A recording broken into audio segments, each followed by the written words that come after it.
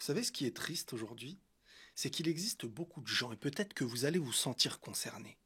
Des personnes qui se sentent vraiment différentes.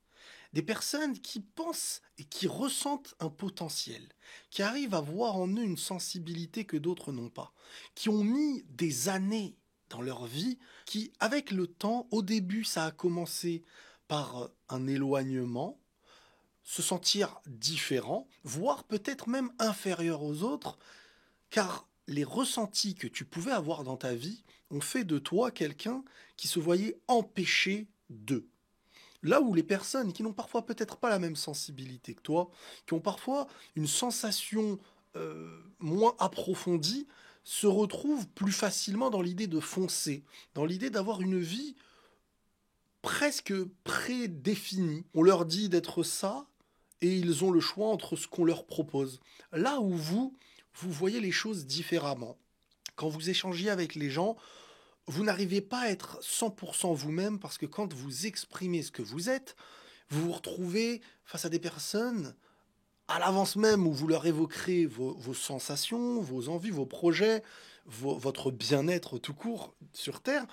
Vous savez que vous allez être perçu par votre sensibilité, par ce que vous êtes, comme quelqu'un un petit peu hors norme, quelqu'un qui n'a pas compris, quelqu'un qui ne va pas se développer comme les autres. Et forcément, l'instinct de défense que celui qui est dans le moule a vis-à-vis des gens comme vous, c'est de lui dire, eh bien attention, tu ne vas pas réussir. Attention, faut faire ça, prendre cette branche-là pour réussir à s'en sortir. Parce que sinon, à un moment donné, tu vas arriver à un tel schéma. Et en fait, tout le monde répète mécaniquement des schémas de vie, que ce soit religieusement ou même dans d'autres domaines, des schémas de vie qui vous poussent à vous dire, vous devez obligatoirement être ceci, même si ce n'est pas vous, d'une certaine manière. Et attention, c'est très profond, hein. Il y a vous et vous. Après, quand je dis être vous, ce n'est pas être n'importe quoi ou n'importe qui. La vie a besoin d'un cadre. Vous avez besoin de vous encadrer dans ce que vous êtes. Et le problème aujourd'hui, c'est que beaucoup de gens ne s'encadrent pas dans ce qu'ils sont. Ils créent un encadrement sur ce que les autres lui disent d'être, par peur de ne pas être dans le vrai, par peur de ne pas suivre la bonne branche, par peur de ne pas prendre la bonne orientation, par peur, tout simplement, d'un avenir, d'un échec. Et à un moment donné, il y a un âge où vous grandissez, peut-être que c'est d'autres personnes qui vous l'ont fait comprendre, peut-être qu'avec le temps, vous avez appris sur vous-même et vous vous rendez compte que vous avez un sacré potentiel, que vous êtes capable de comprendre, voir, ressentir et trouver des issues que la majorité n'arrive pas à voir, ressentir ou prendre. Et là, vous vous dites, mais est-ce que certaines choses sont plus faciles ou est-ce que j'ai plus de chance que les autres? Ou alors je possède un petit truc en moi qui aura été une difficulté parfois dans mon enfance, dans mon adolescence. Ce, ce- ce côté où moi je pensais être en dessous des autres fait qu'à un certain âge, tu te dis, mais vraiment en toute modestie, hein, il faut se le dire, mais il faut pas non plus se mentir, tu as un sentiment de mieux comprendre, de mieux voir, et ce qui t'empêche en fait de développer toutes ces choses-là, c'est ta confiance en toi, qui est issue du début. Parfois, ça vient d'une éducation, de complications, d'un manque d'amour. Vous savez, tout commence avec les parents. Si les parents vous ont transmis un amour, si un papa transmet un amour à son fils ou à sa fille, elle deviendra moins dépendante à certaines choses et se respectera plus. Quand je dis se respectera plus, c'est qu'elle se retrouvera dans une situation beaucoup moins fébrile face à un pseudo-amour ou des pseudo-belles paroles en face. L'importance, c'est quand on est enfant, de réussir à être encadré par ce qu'il y a au-dessus de nous, les parents. Et ensuite, ça nous donne un cadre sain qui nous permet d'avoir des défenses. Mais si on n'a pas tout à 100% dès le début, on doit reconstruire sur des failles. Et parfois, comme je le dis, vous avez un potentiel au-dessus des autres. Vous êtes capable, par votre différence, de voir là où les gens ne voient pas, mais étant minoritaire, dans un monde où les personnes sont en majorité, eh ben, vous vous dites, et beaucoup malheureusement n'éveillent même pas, j'ai envie de dire leur talent, leur conscience, leur vision, leur sensibilité, et qui pourraient faire naître des choses, pour moi, j'ai envie de vous le dire, ceux qui ont bâti ce, ce qu'on reconnaît comme plus connu aujourd'hui dans le monde, les plus grandes entreprises, les plus grandes marques, c'est ceux qui avaient cette sensibilité et qui ont compris de quoi ils étaient capables. Et certains sont dans un moule où ils se retrouvent à avoir moins ou à avoir comme la masse, mais avec le potentiel d'avoir beaucoup plus et le potentiel de s'en sortir. Le questionnement que je me pose, et ça je l'ignore hein, pour être honnête avec vous, c'est est-ce que tout le monde peut avoir le même potentiel si chacun travaille sur lui? Je ne sais pas. Mais je sais qu'il y a un type de personnes qui ont une capacité à être plus sensibles. Est-ce que c'est lié à de ta naissance à un certain âge? Est-ce que c'est lié à à ce à quoi tu t'es confronté plus tôt? Je ne sais pas. Mais je sais, et ça j'en suis conscient, qu'il existe ces personnes qui, attention, ne vous laissez pas brider par la masse. Ne vous laissez pas rabaisser au point de ne plus avoir confiance en vous et de passer à côté de chemins qui, par votre différence, feront naître de vous ou de votre avenir une minorité que la masse et la majorité va envier. Il est important de chercher à se connaître, de chercher à se comprendre. Je le dis toujours, même dans les vidéos où on évoque les relations de couple, etc. Il est important d'apprendre à se connaître avant d'apprendre à connaître les autres. Parce qu'en apprenant à vous connaître, là on évoquait un peu l'aspect professionnel, les chemins à prendre, mais dans les chemins qu'on a à prendre, il y a aussi les chemins humains, profonds, sentimentaux. Il y a les chemins spirituels, mais ça c'est un autre sujet. Mais le chemin de la relation même du couple que vous allez concevoir, elle doit être prise par l'intelligence que vous avez eue d'apprendre à vous connaître. Et quand vous avez appris à vous connaître, bah, vous savez ce qui est bon pour vous. Beaucoup de personnes ne sont esclaves que de leurs sentiments, de leurs émotions. Et quand j'évoque dans certains sujets l'idée de faire très très attention au sentiment de croire qu'on aime, parce que aimer peut se conditionner. On le voit avec des téléréalités, tu mets 6 hommes, 6 femmes, il y a une grande probabilité que les 6 hommes et les 6 femmes puissent se mettre ensemble.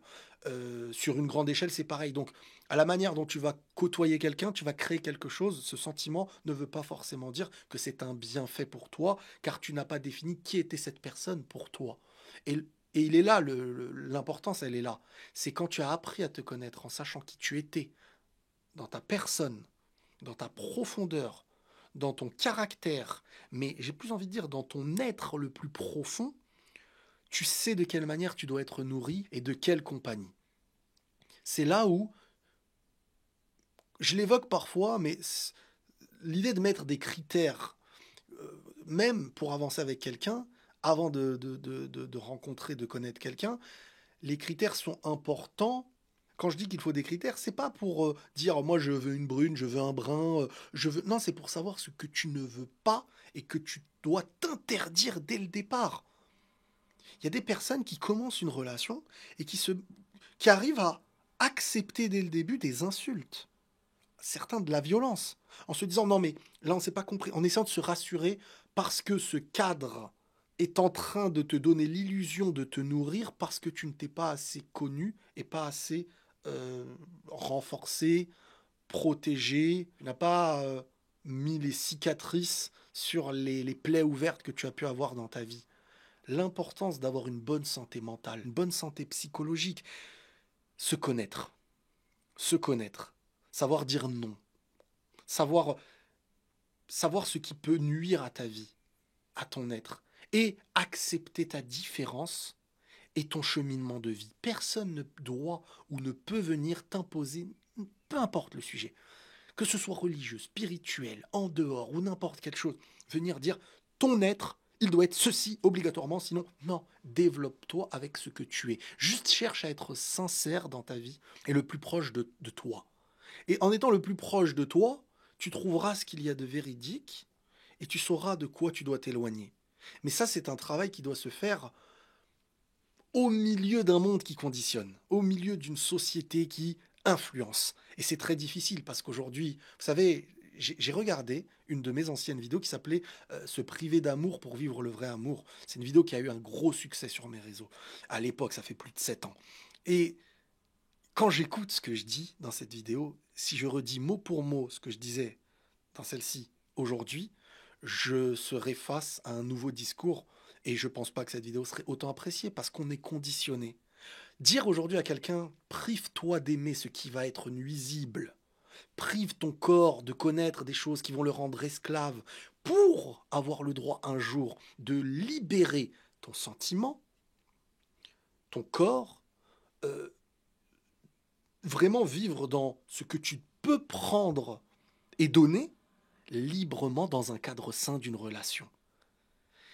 Et ben aujourd'hui, on va me répondre, non mais chacun est libre, il n'y a pas d'âge, laisse-les expérimenter de leur corps, laisse-les expérimenter sentimentalement. Sauf que les gens aiment se donner le droit d'être libres, mais oublient les conséquences de ce qu'ils appelaient liberté.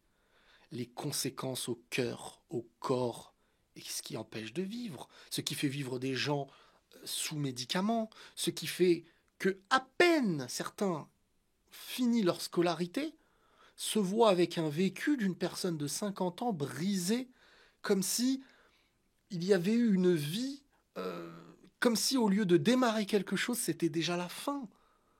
Alors que normalement, tu arrives à un certain âge où, à la fois physiquement, à la fois mentalement, tu as atteint une maturité. C'est dans la maturité que tu peux donner, te donner et accepter de prendre. C'est dans la maturité, donc il faut un chemin. Et ce chemin, normalement, il faut le préserver, le mettre dans un cadre. Ne pas ouvrir n'importe quel cœur d'une jeune fille à n'importe quel homme. Tout doit être cadré, préservé pour que cette femme ou ce jeune homme puisse un jour se donner à l'autre en aimant, en acceptant de vivre dans un cadre sans les failles qui doivent être guéries parfois dans l'espoir que ce soit l'autre qui vienne à nous guérir de mots qui ne sont pas censés exister à un certain âge, qui font que la plus petite difficulté fait naître des cassures là où quand tu crées quelque chose qui est ta première, ta nouveauté, c'est quelque chose que tu veux tellement entretenir bien face à quelqu'un qui avait cette même vision que toi. Et là, vous pouvez construire. On est dans une époque où ce que j'appelle les relations, sortir ensemble, les relations où on s'essaye, le cadre de vie qui met les uns et les autres dans une volonté de très très jeune donner l'idée que tu peux, t'inquiète pas, mets-toi en couple, joue à ceci, joue à cela, faites comme les adultes entre guillemets, qu'il n'y a pas de limite, que c'est normal, que c'est humain et que on n'attend pas la maturité de certaines choses pour vivre des choses qui sont matures et intelligentes. Bah ça nous met dans un monde, dans un cadre qui font que on est esclave des douleurs qu'on a créées par le passé. On devient les victimes de nous-mêmes parce qu'on voulait être libre d'eux, parce qu'on a cédé à nos pulsions, on est devenu une épave. On est devenu très malade, pour le dire clairement. Et il est important, très tôt, parce qu'on ne nous le dit pas assez, de savoir prendre soin de soi, de savoir se mettre un cadre et de savoir se priver de choses pour avoir le droit de les vivre dans un cadre sain qui ne seront pas le reflet de la douleur du passé, mais au contraire la nouvelle porte qu'on va ouvrir pour avoir le droit presque d'exercer une forme de nouvelle vie remplie d'amour, de paix, de tranquillité et bien entendu d'épreuves, mais qui seront bien plus simples à surmonter que quand on est déjà brisé. J'espère que vous aurez compris le but et le sens de la vidéo, même si parfois moi je suis comme ça, je pars un peu dans tous les sens et je parle à cœur ouvert. Mais il est important pour vous de comprendre que vous devez vous laisser le temps de cheminer, de vous comprendre et que votre différence dans un monde de société qui crée les moules, qui crée la mode, qui, si tu n'as pas tel t-shirt, si tu n'as pas telle marque, si tu n'as pas telle chaussure, si tu n'es pas dans la même manière de parler, si tu n'es pas vulgaire, si tu n'es pas...